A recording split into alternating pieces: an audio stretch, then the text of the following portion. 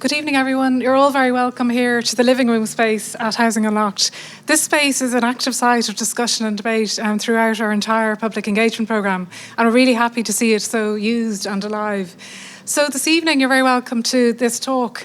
It's part of a trilogy of talks, Housing, a Timeless Challenge, and we started last week with Talking Housing Histories.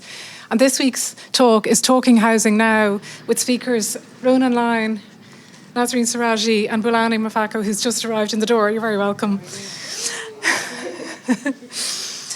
So if you want to find out more about the extensive public engagement programme related to the exhibition, please visit housingunlocked.ie and you'll see details of all of the events and bookings.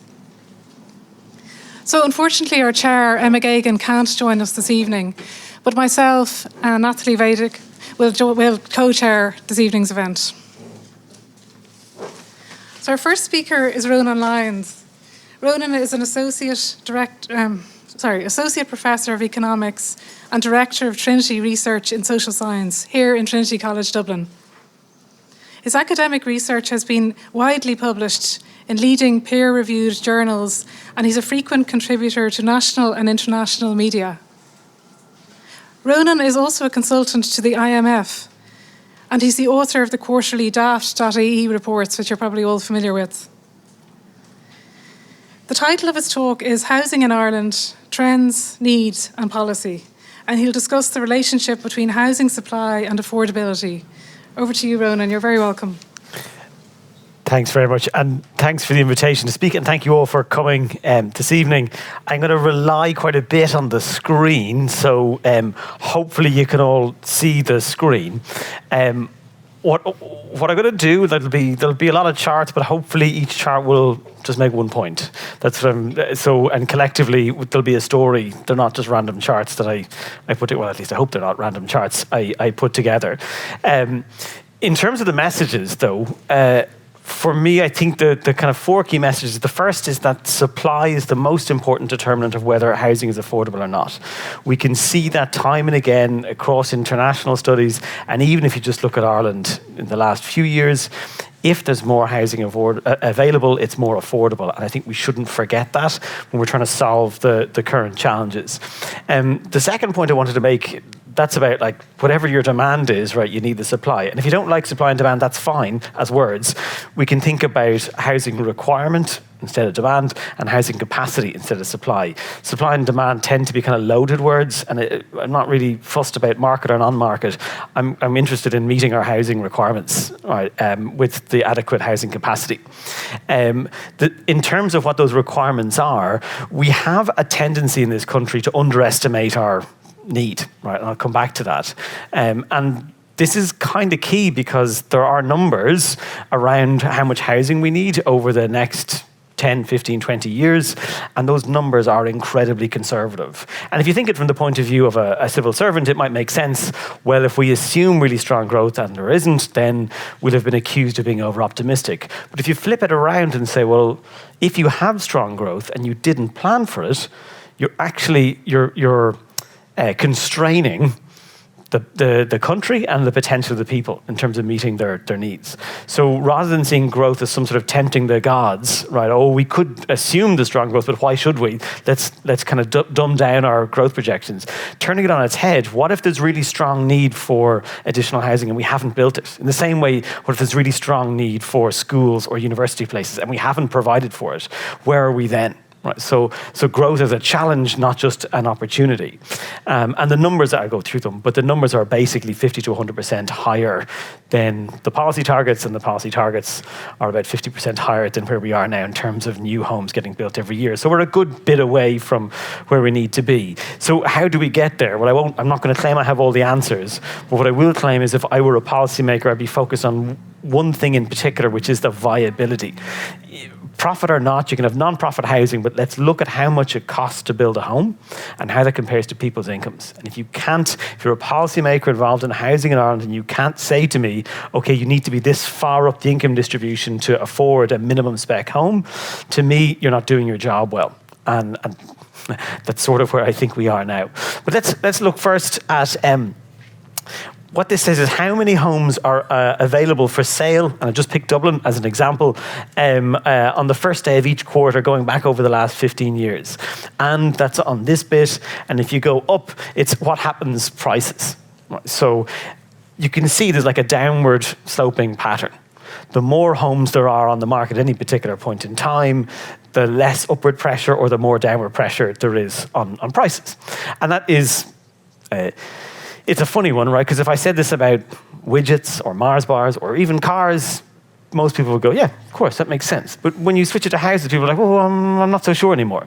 And there's a thing called supply skepticism, which seems to be unique to housing, that people don't believe that supply is the answer when there's a shortage relative to underlying need. And I think some of that, there's various explanations for that.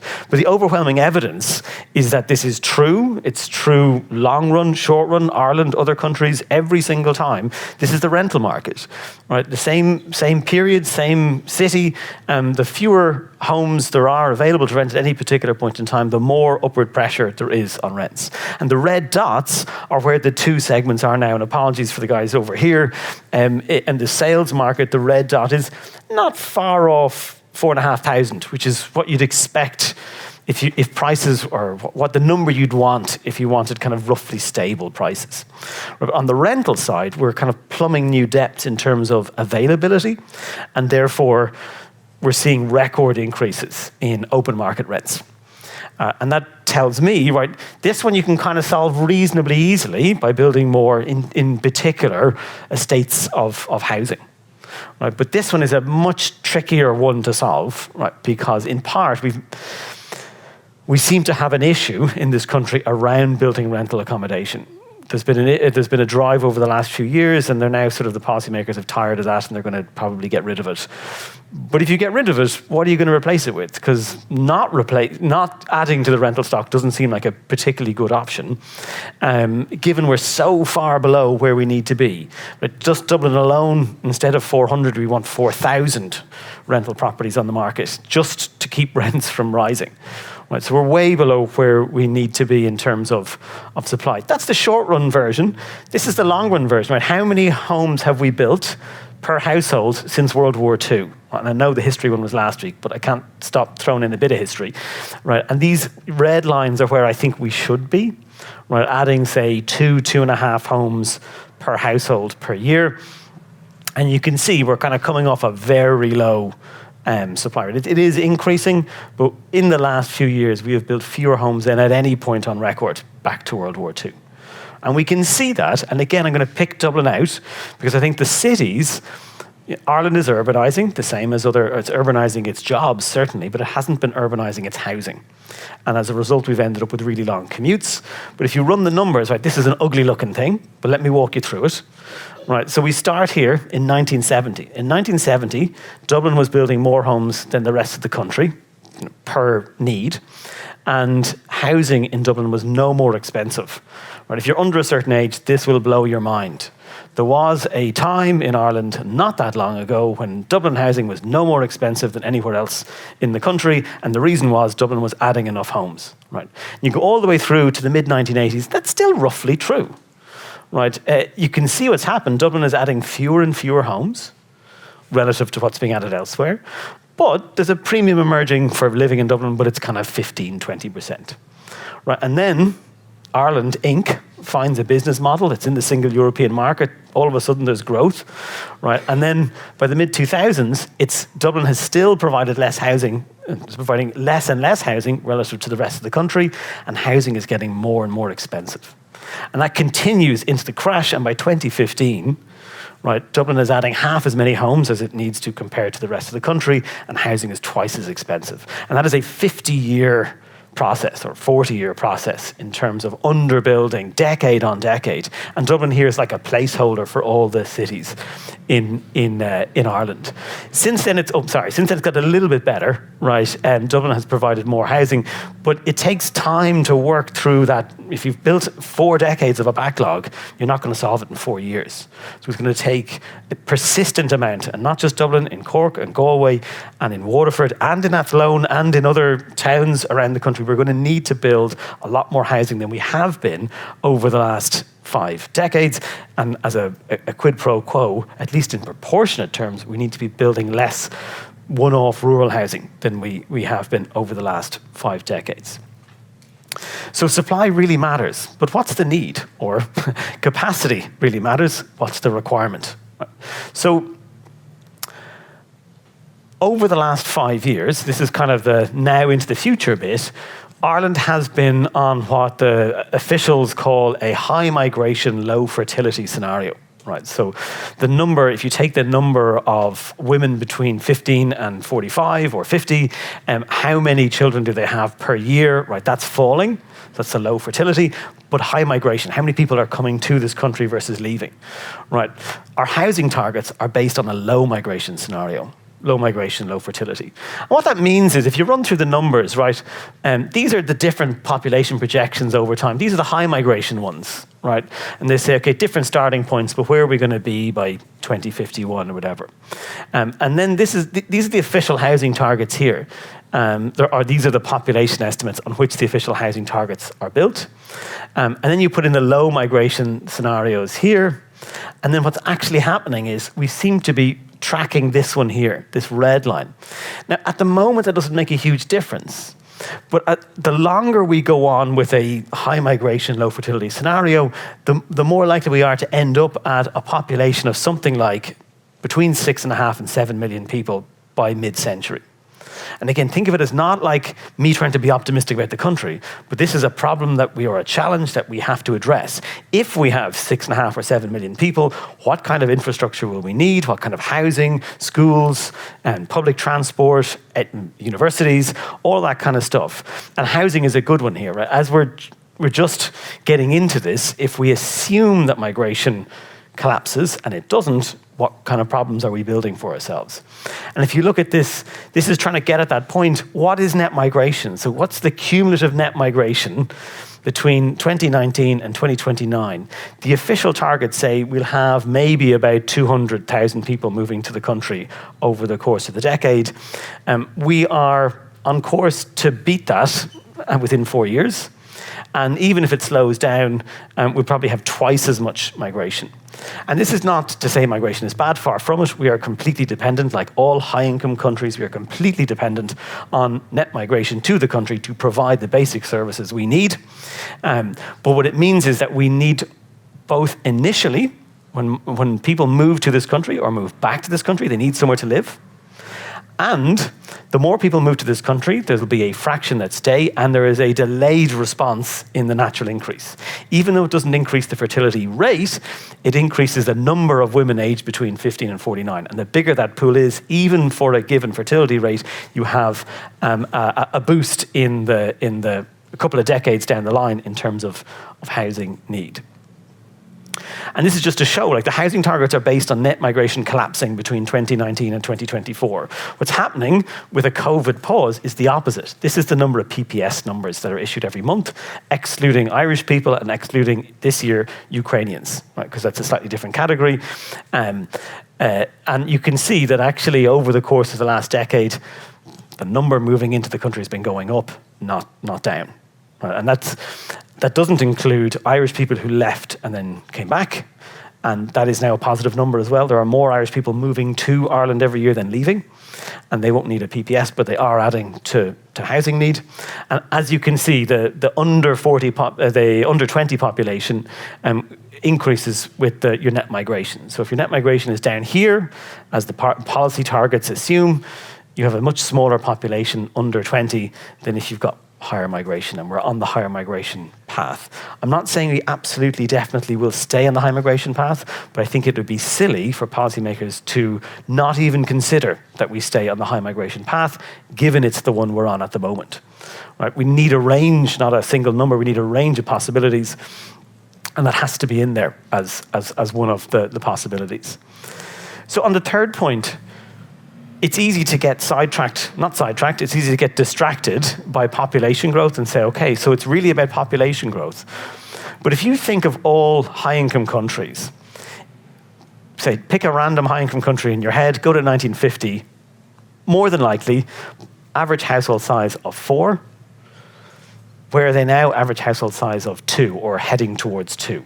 So even if your population stays the same, you need twice as many homes as you go from households of 4 to households of 2. And not only that, if you're urbanizing in the same century, you go from houses of 4 people, predominantly in the countryside, to apartments of 1 and 2 persons in urban areas, right? So it's not just that your housing need doubles, it's a different kind of housing. It's housing for different kinds of households in different locations. And one of the challenges is that this is something that I feel if I had a time machine, I could go back and give out to the officials in the 1990s. You could spot this. You don't need a PhD. You can look at other countries and go, it's clear what's happening. And yet we didn't turn our housing system in the 1990s in that direction. Instead, 7 out of every 8 homes that we've built over the last 25 years have been larger outside urban areas rather than for 1 and 2 person households. Regardless of the size, they're not built for 1 or 2 person households, they're built for bigger households, and they're typically not in the urban areas. So what this looks like, this is the average number of persons per household, and there it is going from 4 down to 2, but then all of a sudden it stops in 2011. Why does it stop in 2011? We stopped building homes. It's basically that simple. You'll get people who interpret that a different way and go, oh, no, Irish people are just different. We changed our minds in 2011, and this is preferences, not the lack of housing. I just don't buy that. Right? And I don't buy it for the reason that people are angry about housing now.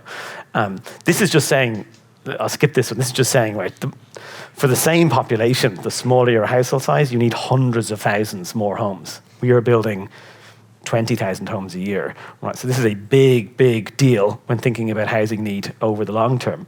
But the key point is over here, again, a bit of a messy graph, right? But bear with me.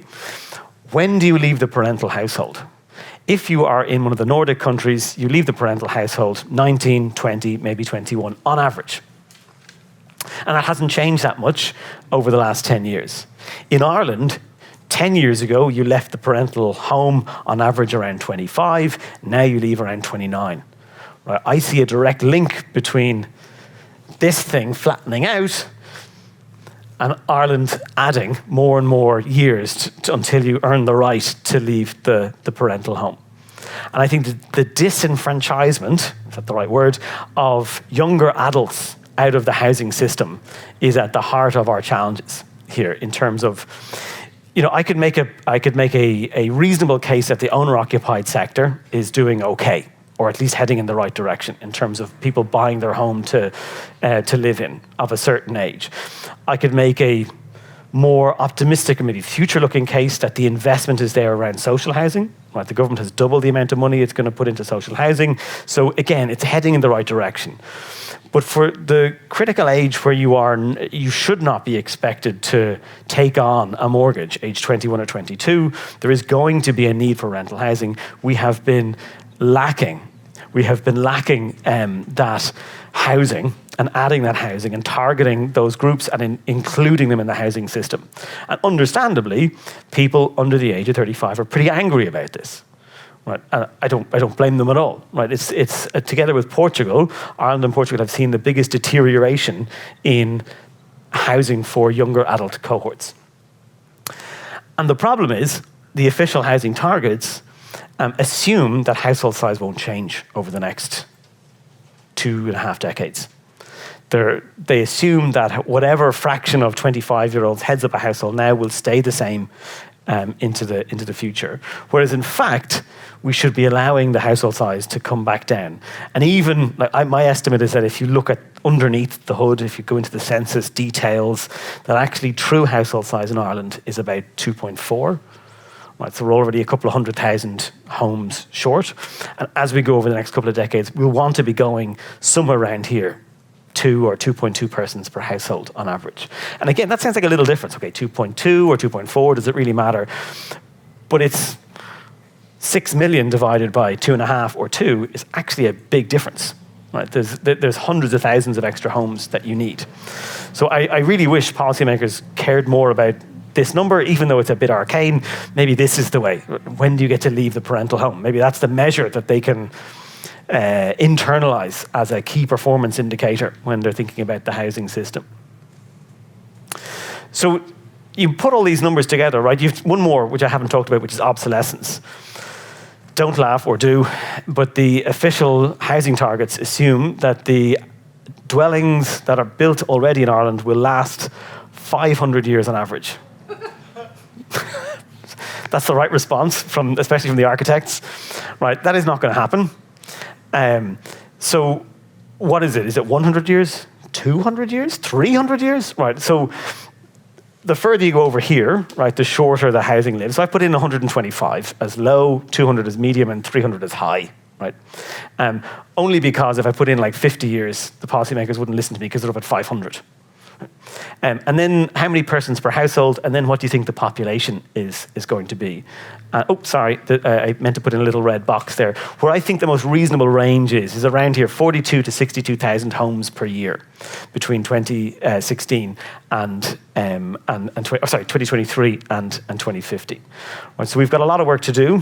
The official target is 33,000 a year, and the current output is about 23,000 a year. So I've mentioned this to policymakers, and they're like, oh, it doesn't really matter if it's 42 or 32 or 62. If we're stuck at 23, sure, let's just try and get to 32. I was like, well, no, because if we get to 30, you'll think it's job done, and I'm saying you're only halfway there. But anyway, I can't get that message through, unfortunately. This is just a graphical version of what I was saying. It's not just about the numbers, it's about where people live, and the age cohort as well. We've failed our younger adults, and we're in danger of failing our older adults as well. That we currently have the family home, the nursing home, and the funeral home, and you're gone. We need a lot more housing than that. Right? It's not that everyone has to move out of their family home when they hit 60, far from it, but that people should be able to, if they want, to downsize in the same area into a kind of, because I think of it as my mother, she downsized, but for her it was a progression to a nicer home that suited her needs better. Not, okay, well, I've peaked in terms of meeting my housing needs and now it's like some sort of downward spiral. We want to be building homes that people want to live in. So the last point, and I'm conscious of time here, the last point is just about the viability. Right. And with this is a graph that we have data for 2016 on this, so I will be updating this when we get the new census figures. Right. Under 35,000, right, there's a cutoff for social housing. Now, realistically, if you're under 35,000 and you don't have a family, if you're a single person, you're not going to get considered for social housing in the Dublin area. But at least on paper, that's the cutoff, right? So those people are covered, at least in theory, by social housing. Above 100,000, in terms of your income per year, the market will cover you. Right? It's very expensive to build new apartments. The average rent is something like $1,600 a month, break even not allowing for recent increases in costs. But we've got a whole bulk in here of people who aren't covered by either social housing or the market. And if I could pass on one message to policymakers, it'd be, if you think in these terms, right, the blue and the pink need to join up. There should be nobody left out of either the market or the social housing system.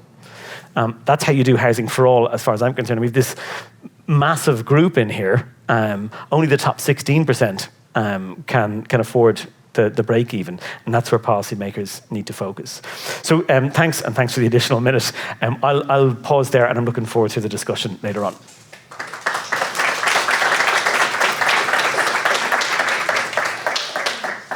Thank you very much, Ronan. And we've invited Ronan back in January to speak to chair an event about renting in Ireland, specifically focused on that topic. So we look forward to welcoming you back again, Ronan, and also hearing from you in the discussion later. So our second speaker this evening is Bulelani Mfaco. You're very welcome. Bulelani is a human rights activist and spokesperson for the movement of asylum seekers in Ireland. He's currently campaigning for the reform of the asylum process in Ireland and advocating for better legal and social protection for asylum seekers, including access to state services. Bulelani holds a Master's in Politics from UCD, and he's currently a PhD student at TU Dublin. So the title of his talk this evening and his current research topic is Institutional Inhumanity, Direct Provision and the Threshold for Inhuman Treatment. He will illustrate how very little has changed over the past 20 years in Ireland. You're very welcome, Bulelani.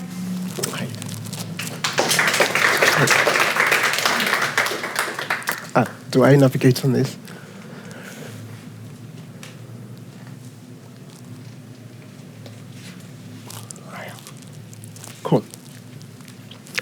Very good evening, everybody. My apologies for being late. I was doing another talk in UCD and got stuck in traffic on the bus, but I made it.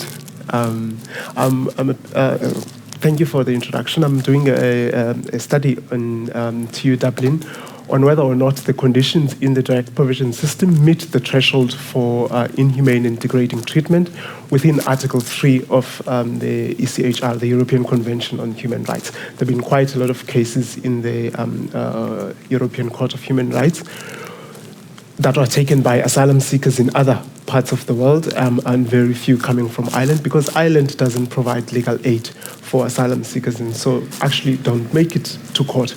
But we found there are situations that mirror the experiences of people in the countries that do actually allow asylum seekers to take the government to court. In Belgium, for instance, an asylum seeker who was evicted from an accommodation center for asylum seekers took the state to court, challenging a breach of Article 3, arguing that the destitution that they experienced while they were left on the streets for 4 weeks as a family unit amounted to inhumane and degrading treatment. And the court did find, even though that the Belgian authorities argued that, you don't have a right to housing. Nobody has a right to housing in Belgian law. Nobody has a right to housing in European law. But the state did have an obligation to have regard to the vulnerability status of an asylum seeker in society.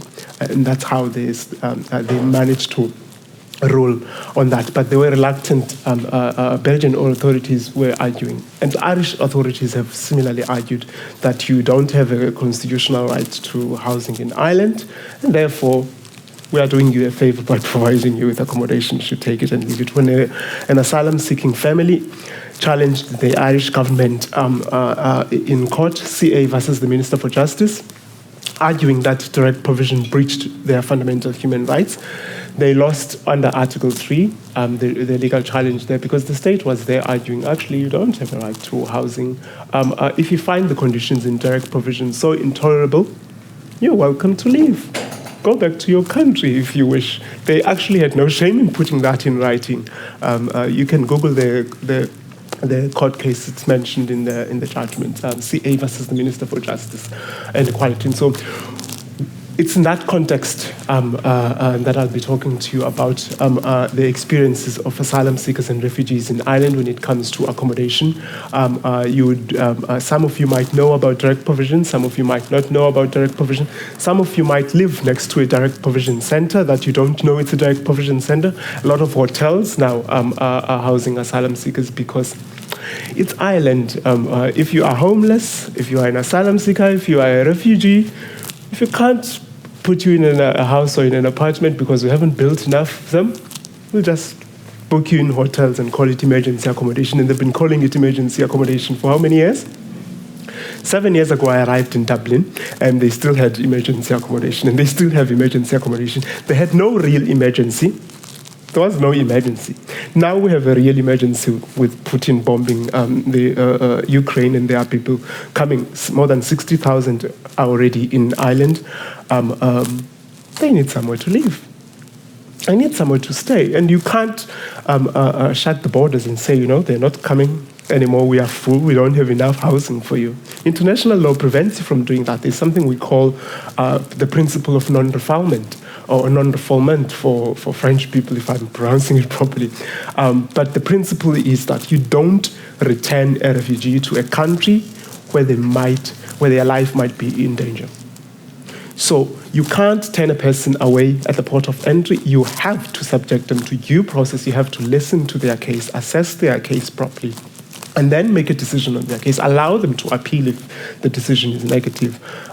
Go through all that appeals. So it's a very long process. I've been in that process for 5 years now, in direct provision. And in general, in Ireland, for a very long time, you had a lot of people stuck in that process. While they're stuck in that process, they're living in direct provision centers until July 2018, weren't allowed to work.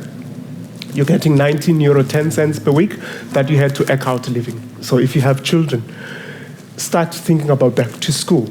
That time of the year when you have to think about their expenses, That's the stresses that a lot of asylum seekers have had to deal with for the past 20 years, and that's what we're going to be talking about today. Ireland didn't have that much experience of receiving people who arrived spontaneously at ports of entry for a very long time because it's an island. It was difficult for people to travel from the global south to Ireland. They could get to France because, France had a lot of connection to West Africa, all the countries they had colonized. They had links with those countries. They had direct flights. I think I was in Ireland when they had the first direct flight from Africa, from Ethiopia. We can fly now from Addis Ababa to Dublin. It's new. It wasn't always there. You had to fly to another country before you could get in. So it was very difficult for people to travel to Ireland to seek asylum. It isn't that people didn't need asylum from Irish. And so it cushioned Ireland somewhat in terms of migration trends. So when other countries were receiving a lot of people coming in, refugees from Iraq and whatever wars you've had, they couldn't get here, primarily because of it's an island. And so the only experience of Ireland hosting refugees would have been limited to those crises, major crises around the world. So if you think about the Chilean situation, Bosnia, Vietnam, go back to the 1950s, the Hungarians who stayed in Nökleshin. I stay in Nökleshin now. It used to be a military camp that was used to house Hungarian refugees when Ireland didn't have homes to put them. That was in the 1950s. They didn't have anywhere to put them, and so they put them in a military camp. And when they asked the Limerick Council to house them properly, we had that rhetoric that we are hearing now from the far right, our own first. Let's house our own Irish first. Well, the refugees aren't going anywhere, are they? They need shelter too. They're not going to stay in the camp forever. And so that experience meant that Ireland didn't have a developed a reception system for asylum seekers. If you go to other countries that have a lot of experience in receiving asylum seekers, their reception system would be much clearer in terms of when you're going to get your decision. Here you don't have that. Nobody in Ireland can tell you when you're going to get a decision from the Department of Justice on your asylum claim. You literally wait, your file is going to gather dust until they get to it. They'll invite you for an interview, and then you'll wait for the results of that interview. And then you'll appeal, and you'll wait for an invitation to the appeal hearing. After that hearing, you'll wait for a decision on that. And so it's a lot of waiting, because it's never really properly developed. There is no much experience of receiving people who arrived spontaneously. You do well in terms of hosting program refugees. The experience of program refugees and asylum seekers who land at port of entry spontaneously is very different because a program refugee would be planned. You already identify the supports that the people are going to need, and you handpick them. In refugee camps in Greece, you will have seen announcements from governments when they announce that they're going to take a certain number of refugees from Greece or Italy and wherever. That is planned. It's easier to handle than, say, the number of people that we have now. If you look at 2002, it was the highest point that Ireland had 11,634 people coming to seek asylum. 20 years later, guess where we are? Exactly where we were in 2002. By end of October, there were 11,142 people who arrived spontaneously in Ireland to seek asylum. Added to that is more than 60,000 Ukrainian refugees who arrived availing of the Temporary Protection Directive from the EU. They all need to be housed somewhere. In general, in Ireland, the answer for asylum seekers has always been, to put people in the direct provision system that they've created, board and large. They can pack you in a room. If Trinity offered this space to house asylum seekers, the government would take it now. Just put in one bunk bed there, another there, and another there, and another there. They are that desperate for spaces. The ESB building in East Wall, it's an office block. It wasn't built for people to live in. But they took it because they were that desperate for spaces. They need homes to put people. But we know that's not a home. But direct provision itself was not designed to be a home. I live in an institution. When you walk into an Auckland direct provision, it's our home. I have to go and have breakfast, lunch, and dinner with more than 300 people. That's not my home. I walk in there are signs all over. I don't have signs in my home. I've had a home before, but I don't have signs in my home.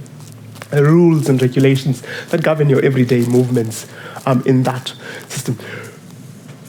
But what we get from bureaucrats, civil servants, and politicians is panic. We got that in 2000, in the year 2000, when Ireland rolled out the system of direct provision. Quite a lot of the explanations for the number of people coming to Ireland, they were starting to see a rise in the number of people coming to see asylum. So if you think about 1991, they only had 9 people, literally less than 10 people in 1 year, came to Ireland to seek asylum, and then they started seeing 39, and then you start to see here 7,000 people, and then you get that panic with politicians talking about people coming here for your welfare, wonderful welfare. I don't know if you imagine, if they sit in their offices and imagine that asylum seekers somewhere in Africa or in Asia, or where most people come from to seek asylum in Ireland, have a brochure with all the different welfare systems in the European Union, and they go through a rational process of selecting which country they should book a flight to.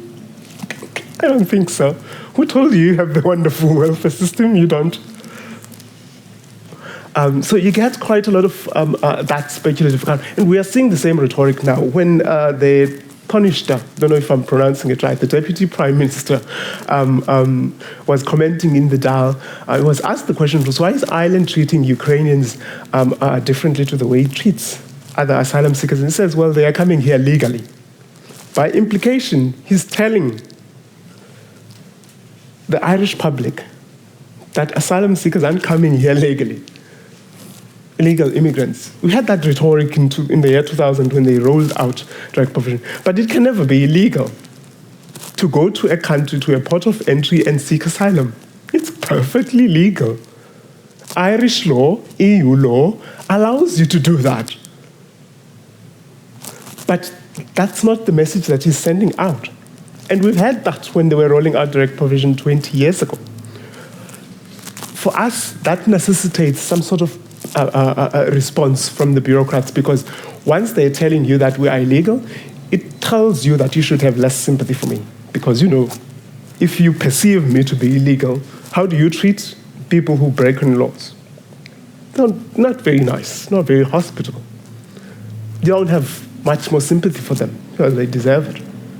Whatever they get, kind of thing. And so it kind of builds a wall when we shouldn't actually be opening up. It doesn't actually build the discourse that we need to have around migration. So when you see things that happen in Israel and people chanting, get them out, it's terrifying for the asylum seekers who are there. Get them out to where?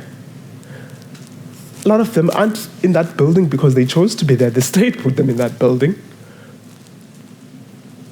But the discourse that we get from politicians actually encourages the kind of behavior you're seeing from the protesters if they are talking about illegal migrants and welfare tourists. I don't think anybody came here for the food that they offer in direct provision, the 3 meals a day, or the bed in there. If you sat down with asylum seekers, you would actually get the experiences that drove them to come here in the first place. And so Minister O'Donoghue rolled it out again in the year 2000, not to meet the needs of asylum seekers when they introduced the direct provision system, but actually to deter others from coming here. They wanted to make sure that they create a system that was akin to what the UK was introducing. They removed, the new Labour government in the UK had removed asylum seekers from the general welfare system. It was like that in Ireland too. And asylum seekers had the same access to the Irish welfare system as an Irish national would have. They removed asylum seekers and introduced the direct provision system to replace that. So to meet the needs of asylum seekers, they provide you with a bed and lodge. If you're provided with that, then you have no need for money. You have no need for rental accommodation assistance. The state will decide where to put you. So they can ship you off from any part of the country with no say on the matter as if you are livestock. And they have moved people transfers. Interestingly, some politicians expressed outrage when Ukrainians were given transfers overnight with very little time. They moved from hotels that they were staying in, and at short notice, and they say, "You're taking them out of schools." It's like, well, we've been doing this to people in direct provision for the past 20 years. Move them from Tipperary to Sligo with no say in the matter. Tipperary to Donegal, Cork to Letterkenny. No say on the matter. Nobody expresses outrage about that. You will see again in the statistics later on that it's actually people like me that are in direct provision. 1 in every 2 people who are in direct provision are from Africa. A third of them is actually from Asia. So it's black and brown people.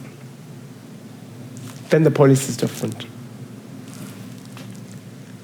And so we've already spoken about that. The big change was the habitual residency condition, one that was introduced.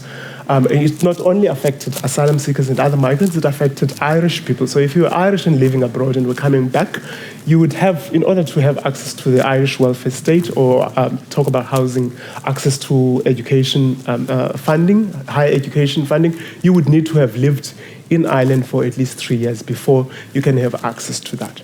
And that's still the rule today. And a lot of it was introduced because they wanted to curb that welfare tourism thing. But interestingly, again, I'm not picking on Ukrainians, but actually they did introduce a new policy, especially for Ukrainians, that allows them to have access to higher education funding immediately. They don't have to wait for 3 years. Asylum seekers and Irish people would have to wait for 3 years.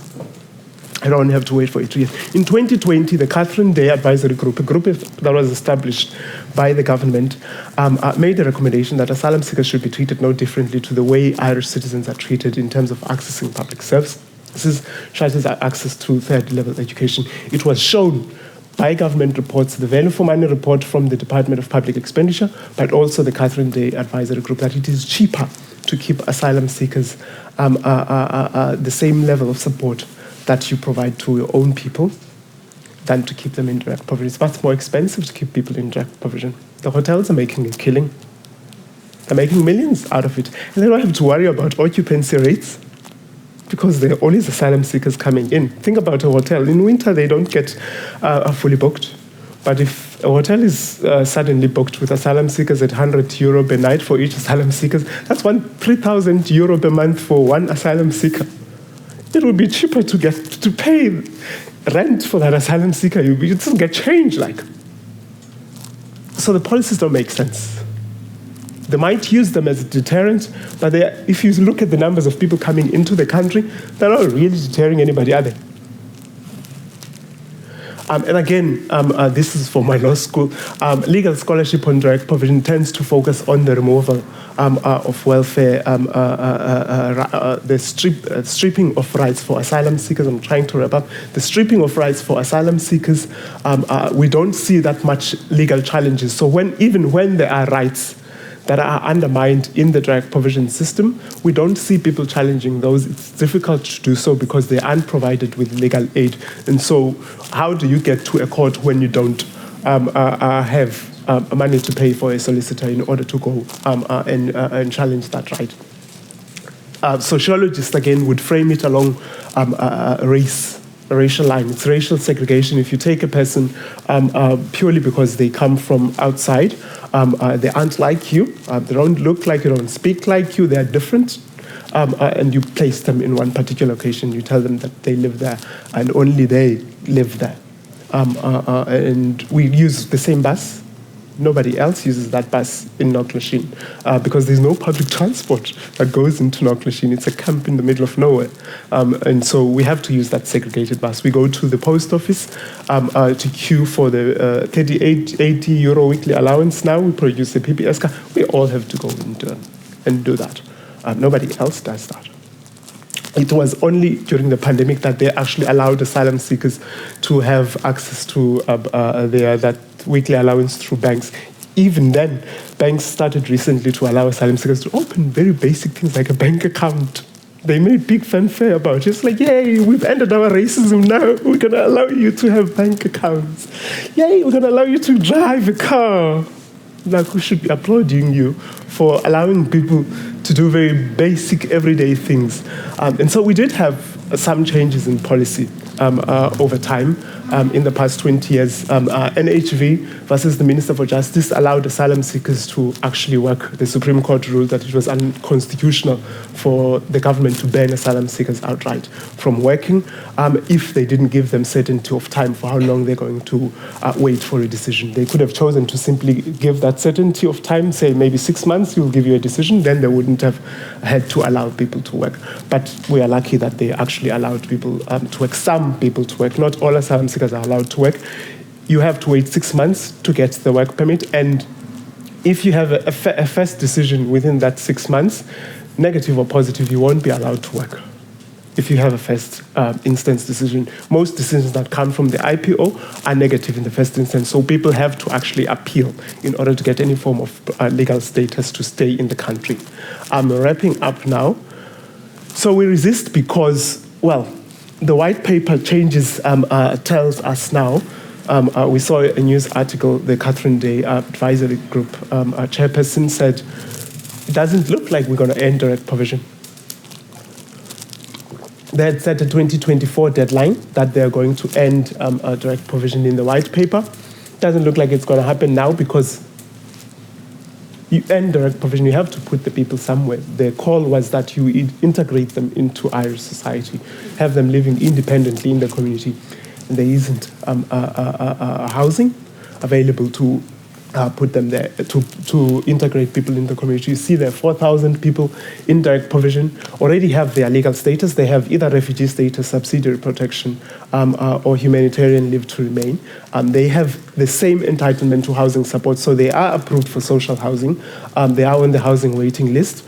They are waiting, they are looking for homes with HUB, like other Irish homeless people, and they can't find accommodation anywhere. And they are not included in your homeless, they are deemed homeless by law because that's how you get onto the housing waiting list and on HUB, but they are not deemed, they are not included in the homeless statistics. And so we are underreporting. When we talk about homelessness, they don't include the asylum seekers and refugees, thousands of them. That's just the people who are in direct provision with status. There are thousands of Ukrainian refugees in hotels. They're going to stay in hotels forever. They have to live somewhere. I will pause this. So the point that I wanted to drive home was that what we experienced 20 years ago in Ireland, you saw the numbers, that we had 11,000 people in 2002. That caused the panic in government to roll out the system of direct provision and warehouse people in a bid to deter people from coming to Ireland to seek asylum. Actually didn't deter anybody from coming here. We are still seeing a number of people coming to Ireland to seek protection. It's going to happen. Migration is a human phenomenon. It happens around the world. There are over 100 million displaced people around the world. Ireland is much more connected to the rest of the world now, and those people will make it to Ireland. The question that the state has to answer is how you're going to receive them. Are you going to be hostile to them, or you're going to be kind and compassionate? I'll pause there and we might engage in questions.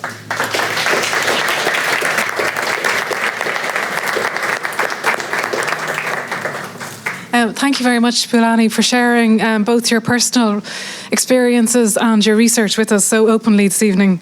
You speak about rules, regulations and statistics, but they all, in fact, represent people's real lives. So our final speaker this evening is Nasrin Seraji. She's an award-winning architect and Professor of Architectural Design at UCD. She's also one of 3 associates running Atelier Seraji Architects and Associates in Paris. She's taught architecture internationally, and she has received distinctions for her services in education and architecture practice from the French government, in addition to many other honours and awards. The title of Nasrin's talk this evening is Living in France, the Conditions and Architectures of Social Housing. She will discuss 3 different housing projects, demonstrating the system of competition, financing, allocation and quality of social housing in France. Over to you, Nasrin. You're very welcome. Thank you.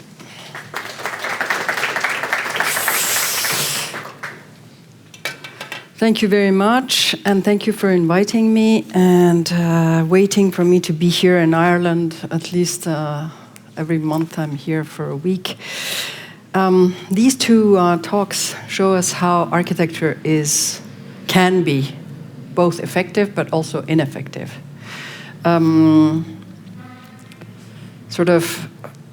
Economy rules architecture, and humanity is architecture's responsibility. However, I feel a little bit I don't know what to say actually after what I've heard here. However, I'm going to have to plod on and show how we try to deal but also negotiate with economy, and always have, whatever we do as architects, humanity as our responsibility.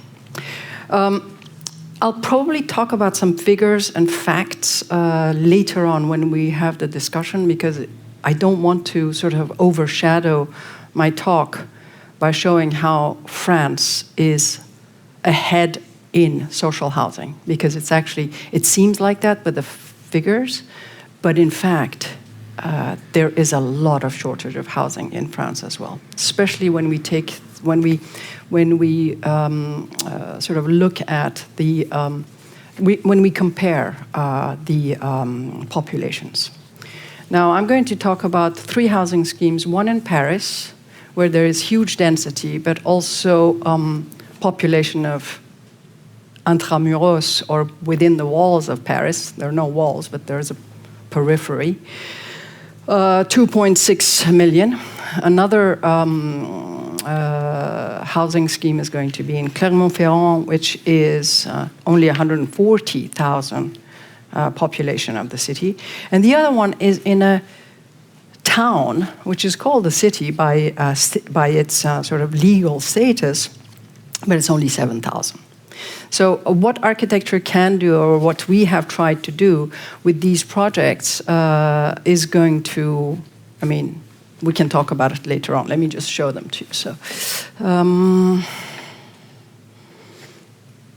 okay. And thank you very much for that fantastic introduction to me. I don't know if I really deserve it, but we do live in hugely contradictory times. We've lived in contradictory times for a long time, but we do also, as architects, always see the silver lining. We have to, because if we don't, we have to stop doing anything.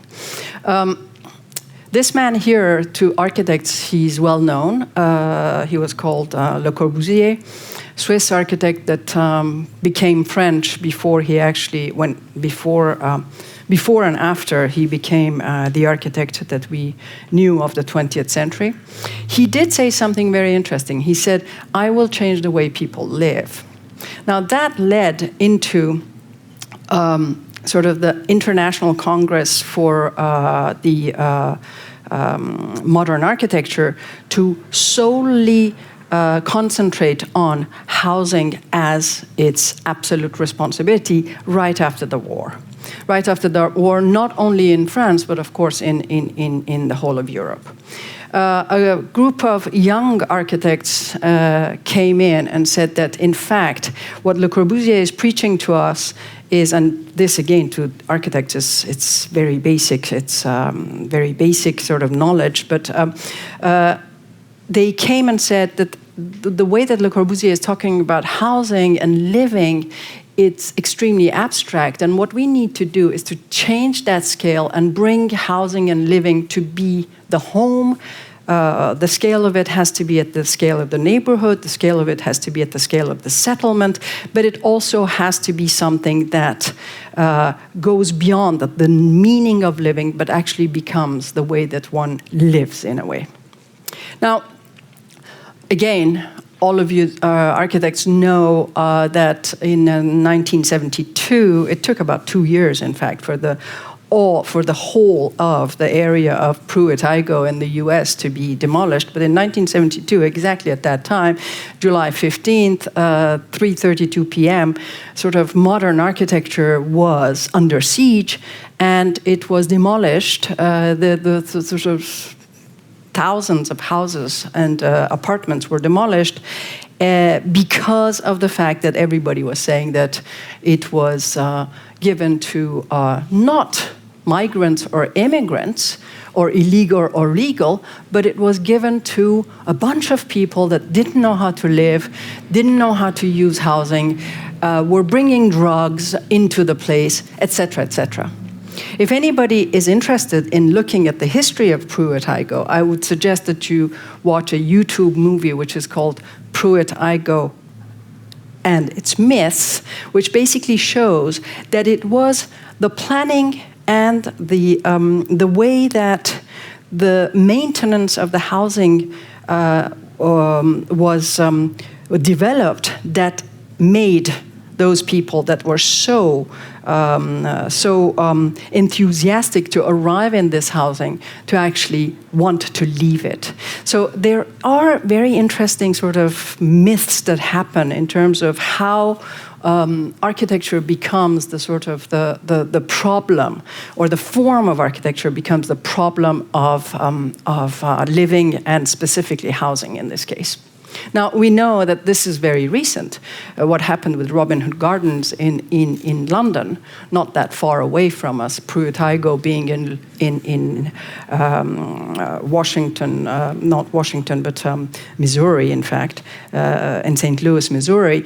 But this is much closer to home, home for me, Europe, here for me tonight, Dublin and Ireland, but sort of an incredible topic whereby Alison Peter Smithson, but also the sort of the Team 10, but also the architects of the 20th century who were absolutely convinced that housing is the future of architecture, was demolished in order to be able to bring that land to be much more effective in terms of the development that would have to be on it.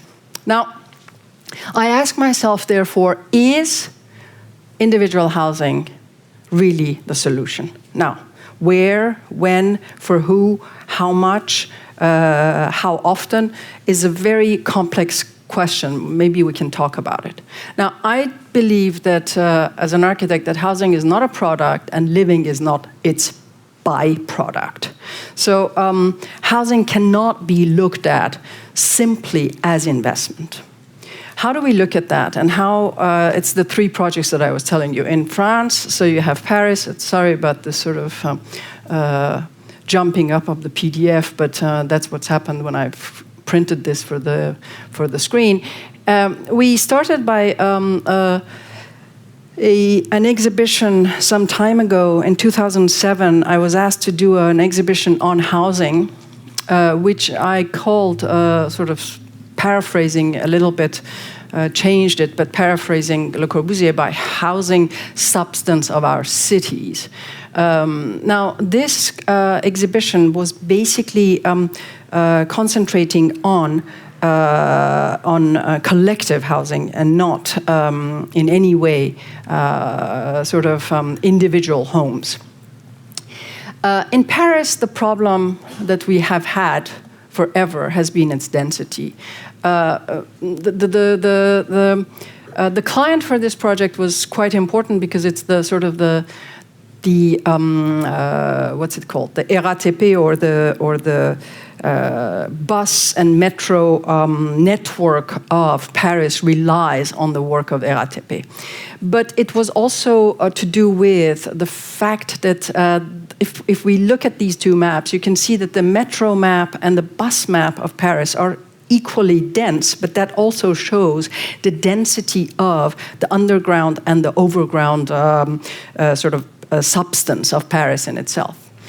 One of the first studies that we did was to show what it would mean to have proper houses and proper homes according to the regulations, architectural regulations that we have, to be distanced from one another, and the kind of land that it would need to have in order to have the number of apartments that we were supposed to have. So 213 apartment buildings here, or houses rather, 213 houses, and the sort of the area that it would take if we were actually going to use also the regulation of City of Paris, which is ground plus 7 in this case. Not everywhere, of course. So this project, which is our sort of, now you can see exactly how it fits into this density that I'm talking about, was something that was quite important in terms of its section and the way that we were dealing with it, because the buses and their depot had to be under the building. Plus the sort of the number of cars that were to be parked over, but also how we were going to bring this density but not clump it all together in such a way that it would actually close the site, but allow for an opening of the site in all directions where it was. So the section of this project is much, much more important than, in fact, its plan and its organizational plan that we had. So you can see here clearly the 133 buses that are underneath, the 2 levels of parking. For social housing, we only have 0.83 cars per square meter. There are 16,000 square meters. You can calculate the number of cars.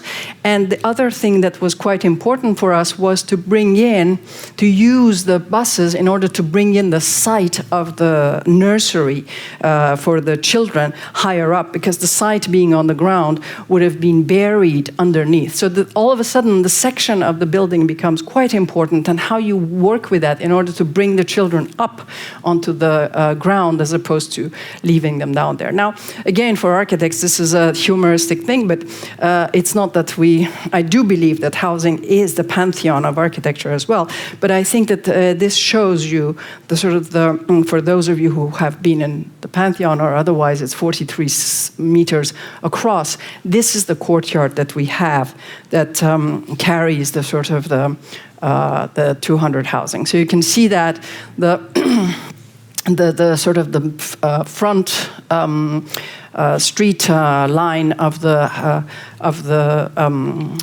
we also had to have 350 square meters of bicycles in this, but you can also see the sort of the repetition that one needs to deal with. At the same time, what is very interesting in housing is that repetition somehow needs to become also extremely different in terms of the way that one perceives the housing. Otherwise, both the density is there. At the same time, we need to somehow create some form of belonging in this dense area. So. What we do see is, in fact, the sort of the openness of the apartments around this courtyard. What we don't see is, in fact, the sort of infrastructure which is underneath it.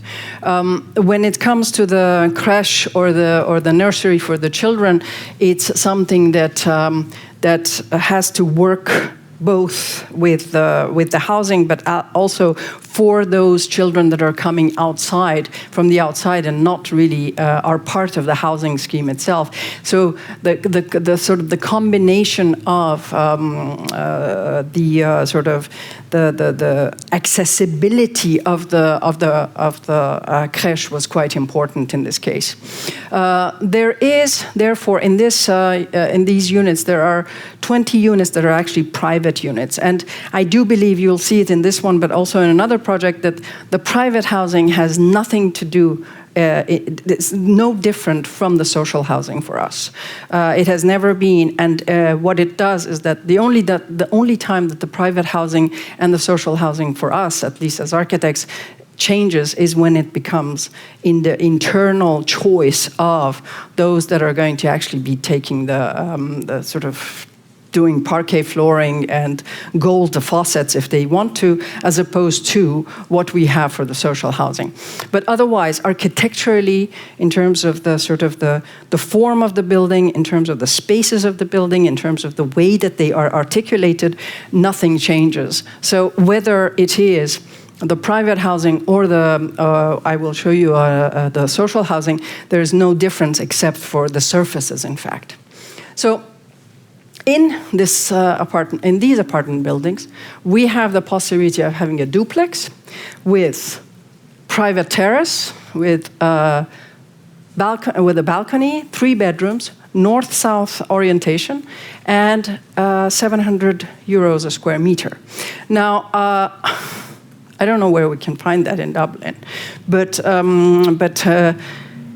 it is possible to build in such a way to be able to live decently in our cities, even if it comes to be the city of Paris, which is extremely expensive. So, again, it is up to us as architects to be able to deal with the private and the public, always inject the public into the private in such a way that it actually allows for a different kind of life to happen. Here we have these gardens, which are the sort of the surface area of the bus depot. So the bus depot was creating 3,600 square meters of roof, and instead of just leaving the roof, it becomes an associative garden area. In Clermont-Ferrand, it's a totally different problem. The problem here is having a series of social housing and a series of private housing. Now, in terms of, again, as I said, in terms of the plan or the sections or architecturally, they are no different. When it comes to the difference, we, at least in the office, have always privileged the sort of the possibility of creating a series of types within the repetition of housing. So here we have created what we call 19 ways to live, and every apartment is different in terms of its the way that it is orientated, the way that it deals with the outside, the way that you get into it, etc., etc. So that architecturally is possible to do, not always, but most of the times, if the architect is, of course, ready to take that into housing. It could also be very repetitive and basic, but still. So it actually allows for a building which is social housing and private. Again, it would come back to this sort of what is the difference? The terraces, the balconies, the material of the shades, the number of windows, the sort of the size of the windows, the spaces, the orientation of the spaces in the building are the same for the social housing and the private sector. So here again, you can easily see that. We have the wing of the social housing and the private housing. The same again. On the street, we do create a variety of units. This is the loft unit. These are the sort of the 3-bedroom units, etc., etc. So this is something that I think that most of architects are capable of bringing into the sort of the problem of living in our cities today.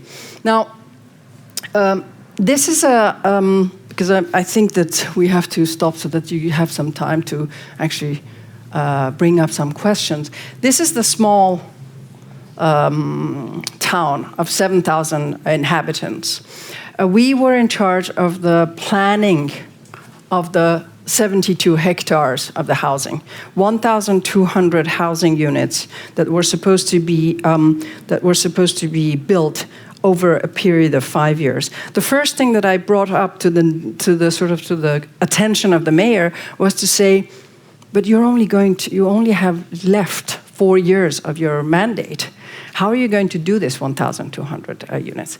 Who is going to finance it besides the city of, and what kind of demographic increase are we thinking about in order to have 1,200 housing?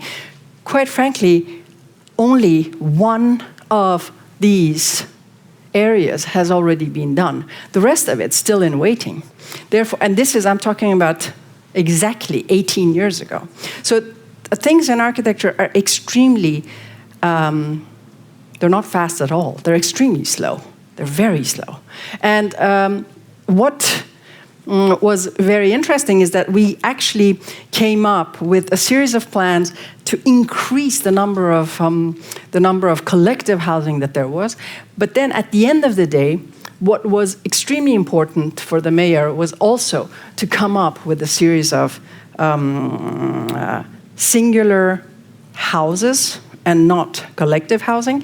But then, in order to increase the number, they had to be attached to one another. So they're not semi-detached, they're actually attached. They're attached. But you only go through your own entrance, and that's the only difference that you have with the ones that you actually go through a common entrance. So this is where it was.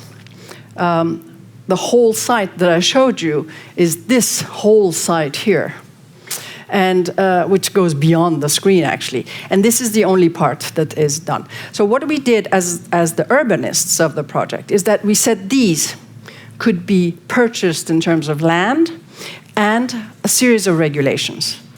And people could do whatever they wanted to do with it, but the regulations, we had to go through the planning permission itself.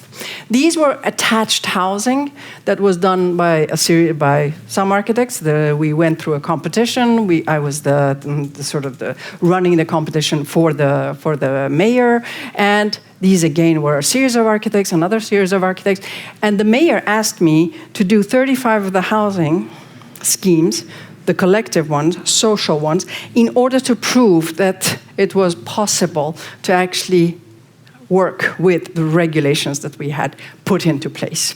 So in order to prove that the regulations were capable of being actually realized, we had to do that. So one of the regulations that I had brought in was to say that in every 450 housing units, we have to have a sort of a public program.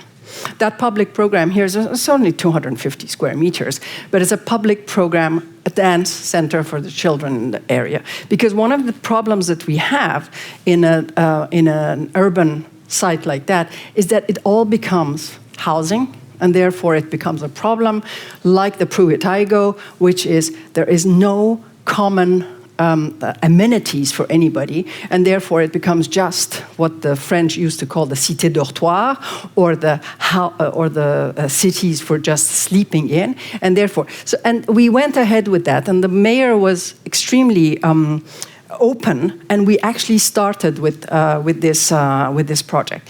It also gave us the possibility of increasing the density of the housing, because by putting a public program on the street, you could actually increase the density of the building, and therefore have 5 floors as opposed to having 2 floors. Therefore, there are ways that one can deal with, and then by connecting the front of the building with the back of the building, we could actually increase the number of units by something like 15 units extra. So these tricks are tricks that probably architects bring into the equation in order to be able to not only negotiate, but sometimes get the better hand of the economy, which actually doesn't allow us to do some of these things, but also to give some sense of comfort and some sense of homeness to the people that can't really afford these things, because these are extremely, extremely cheap social housing units. But also, again, as I said, by putting the dance center underneath it, it actually gives us 2 floors extra here. By bridging it over, it gives us 2 floors extra here as well. Regulation-wise, urban regulation-wise, otherwise we wouldn't have done it. If we had the housing coming to the ground, it would have finished at this level. So these are, again, you can see it here with the units that are behind it, and it allows for, the public spaces and public programs are a necessity for collective housing. We had to negotiate that, we had to bring it home, we had to insist on it for something like about 7 years in order to be able to do it. So thank you for listening, and we can go through the facts maybe later.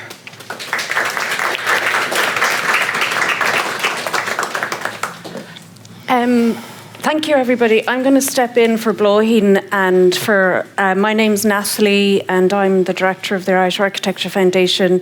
Ronan, Nasrin, Bulelani, take a seat. We have actually just 10 minutes for. There's actually, maybe we can go on a bit longer if you need to ask more questions. I just wanted to really thank you all for your contribution to this event this evening, but also your contribution to this whole Housing Unlocked initiative. Just to set the context, when we started the idea of doing this exhibition, I mean, the idea of the Irish Architecture Foundation to do something about housing has always been part of our daily programmatic conversations for a long, long time.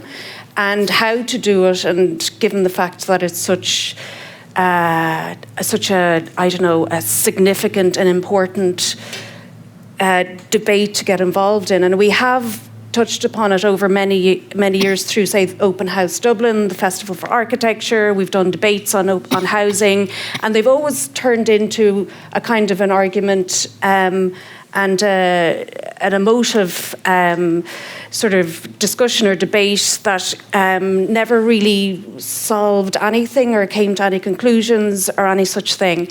And I'm also not saying, because Ronan, you said it, you don't have the answer. Bulelani, you were saying like these things make no sense. And Nasrin, you were talking back to the basics of what architecture is about, responsibility to humanity, it's ruled by the economy, all of these things. And these are things that touch upon the work we do here, and also when we decided to do Housing Unlocked and we approached the Housing Agency and we said we'd like to do something because the Architecture Foundation, we don't represent the Institute of Architects. We don't represent anything except that we want the built environment to be something that is there for people, and that architects play a role in that. That's why it's actually great that Nasrin, you were bringing up sort of the purpose of architecture. And last year we had a discussion with Shelley McNamara, who was here a minute ago and has left. Shelley McNamara from Grafton Architects and Lacaton Vassal. And I remember Jean-Philippe Vassal saying that architecture is the most important challenge for architects and for architecture, and I fully agree with that. So when we were doing this show, we specifically did an open call for ideas to help unlock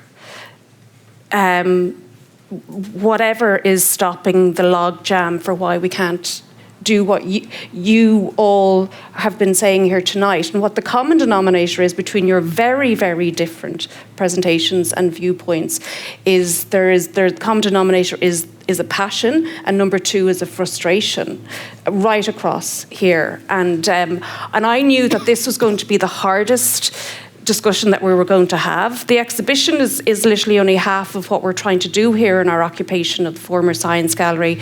The talks and the events like this that you're a part of are actually supposed to animate the ideas that are outside and take them further, etc., stuff like that. So I just knew that, like last week we were talking about housing histories, and today we're talking about housing now, which is like exposing a nerve, really, and it's which is why we asked Emma Geoghegan to chair it, so I could sit in the audience. And now, poor Emma, get well, Emma. And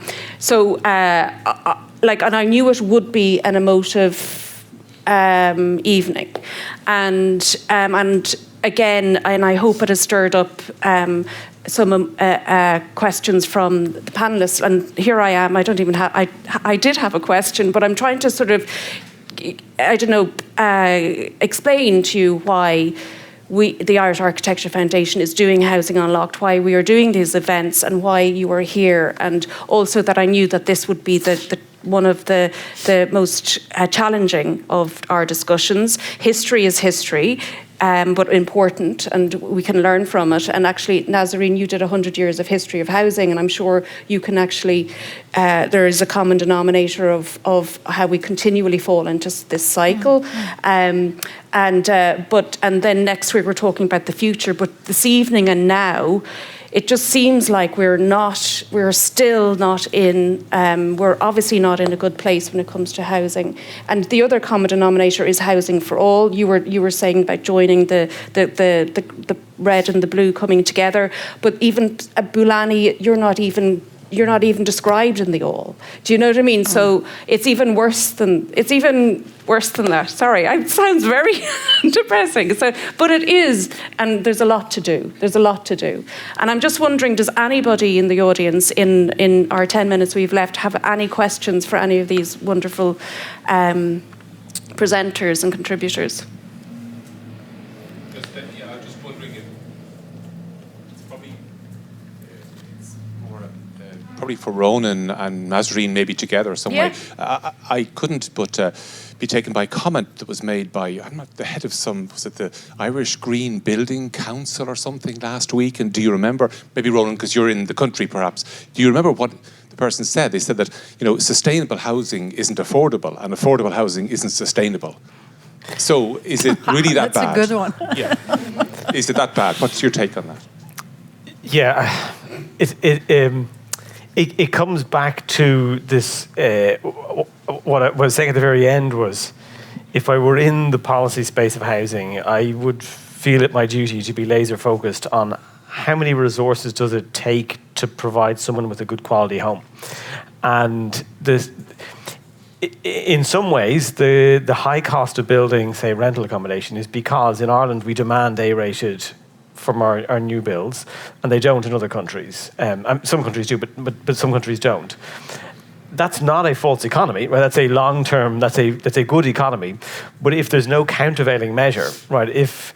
If you could build C-rated and it would cost significantly less, and maybe you'd have those blue and red lines lined up, but you choose A and you create a gap, then it's up to policy to say, okay, well, actually, we're doing this for a good reason, but we need to have, for example, a grant that allows you to, that group that's being priced out to afford those homes.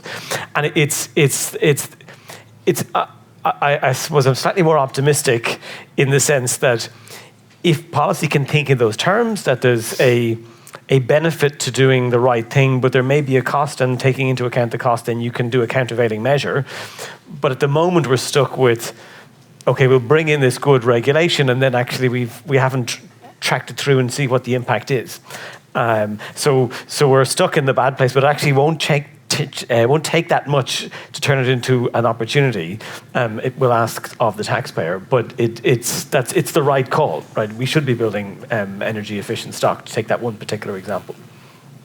But you see, energy efficiency is, it all depends on how you calculate it and what the politicians say about it. Today, we're taking energy efficiency as a technology-driven thing. Energy efficiency also means to have an apartment that is double-sided, north-south, that you can open the windows in the summer and in the winter to close them. It is not only about the solar panels on the roof. Of course, we had to have on the Paris housing a number of square meters of solar panels, but that's only in order for the housing association to be able to buy out the credits that they're supposed to buy out from EDF of the Électricité de France. But otherwise, these are all technocratic calculations that come into it. The capacity of the architect is to actually be able to make good housing. Now, how they calculate that, whether it becomes an A, it's just like a fridge, A good fridge, they put A, double A, triple A, but it's, in architecture, we have more capabilities than the fan of the fridge and the. So I think that politicians sometimes it's like exactly like what you were saying, that they say that they are illegal immigrants. It's exactly that word, illegal immigrants. We hear it in France every day, illegal immigrants. Therefore, we are allowing for this much or that much. I'm going to stop there because it's a.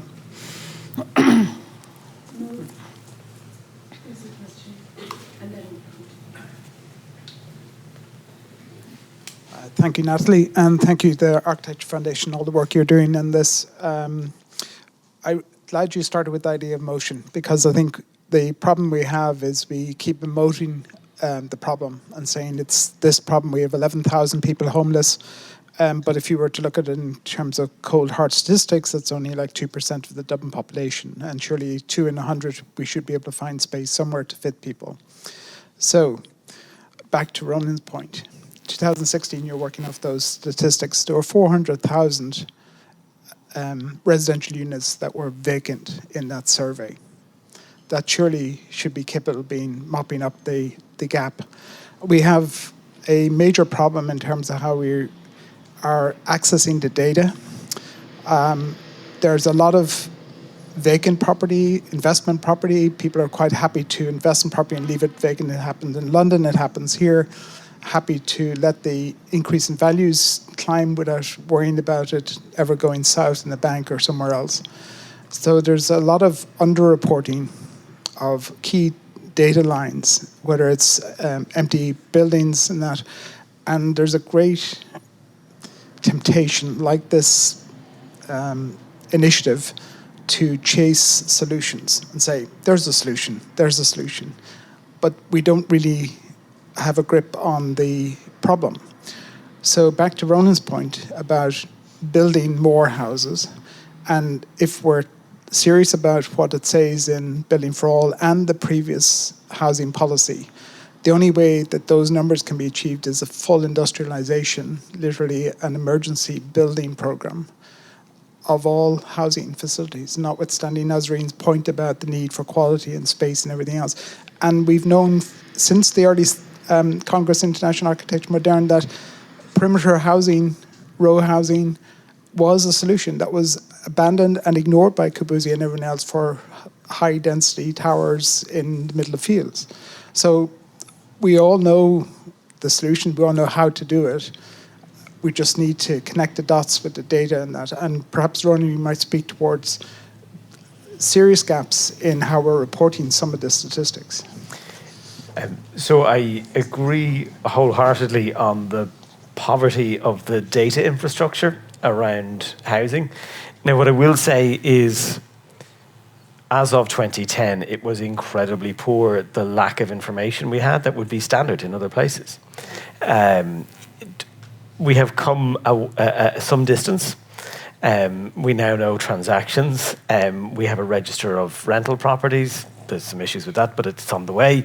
The information quality the data infrastructure is getting better, but it's not there. There's quite a number of areas where we don't know who owns all the land, right? That's the starting point, right? The cadastre is common across Europe. We don't have one in Ireland. We don't know who lives where. We don't have a register of who lives in what dwellings at the moment. We're going to be relying, the CSO will be publishing in the new year some stats on vacancy based on energy providers, that they can tell which dwellings have no energy or just a fridge running. They know that kind of information and they can publish it. What I would say is that it cuts both ways, as in 400,000, but you actually look at the number, and then actually 150,000 are holiday homes, and then 35,000 are under construction, and 25,000 are long-term care.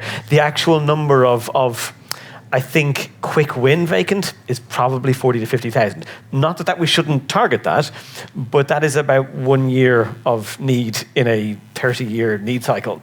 So we should definitely do it, and we should definitely have the information infrastructure. But just as you were saying, we shouldn't ignore it. I'm probably saying it's not the solution, as in we shouldn't then ignore the rest of the need as well.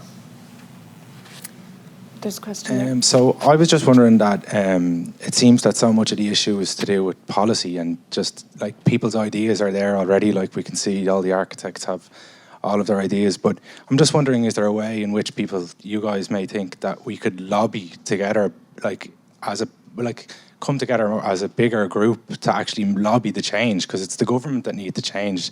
It's not you guys. You guys have the ideas, but is there any way that there can be a better platform, or I don't know. I'm just, it's all there, all of the solutions. It's just that it's getting the government to change, and maybe the people of bigger voices like yourselves and architectural firms. And I mean, I'm sure there's profit being made in the architectural business as well, through this. But I'm just wondering, is there another way that people can get together to change it. There's a lot of boxed specializations, whereas like if people can, as you're saying, can come together, like we're product designers and we're just looking for like opportunities in areas where, you know, we can see areas we could design or improve. And you were saying that there's a lot of waiting going involved when you come into Ireland through the immigration process.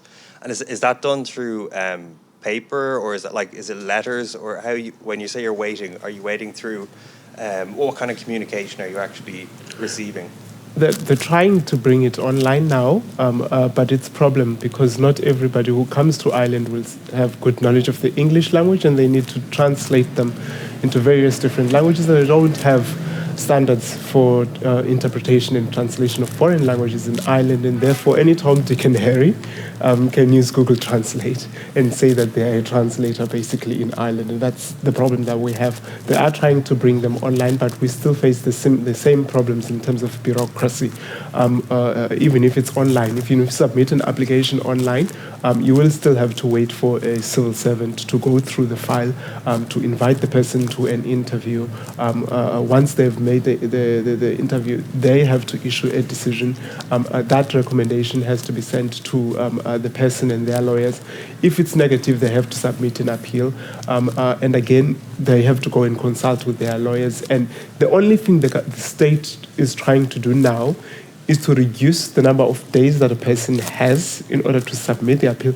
They're not making a regulation that compels them to issue a decision timely. Yeah. So they're only focused on the applicants rather than fixing the bureaucracy.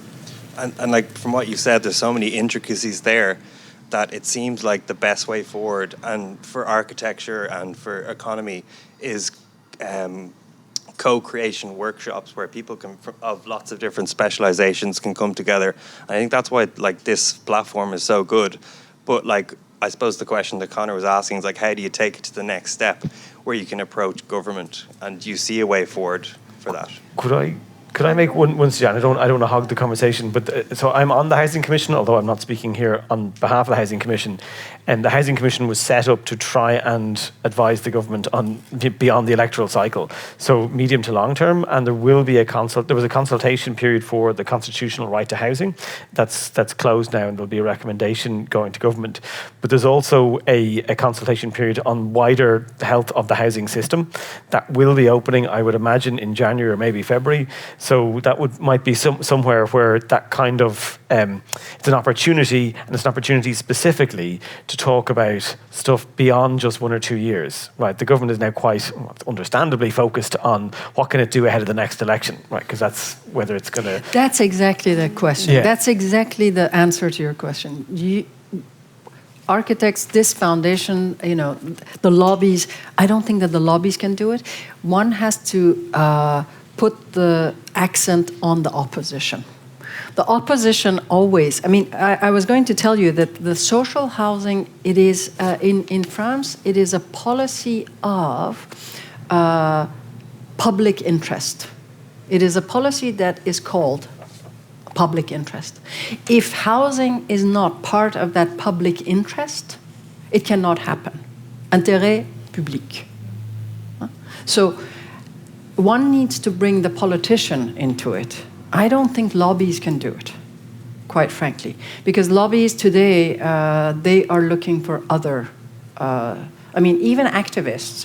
I have an activist next to me here, but I think that one needs to play the politicians off one another, because that's where it happens.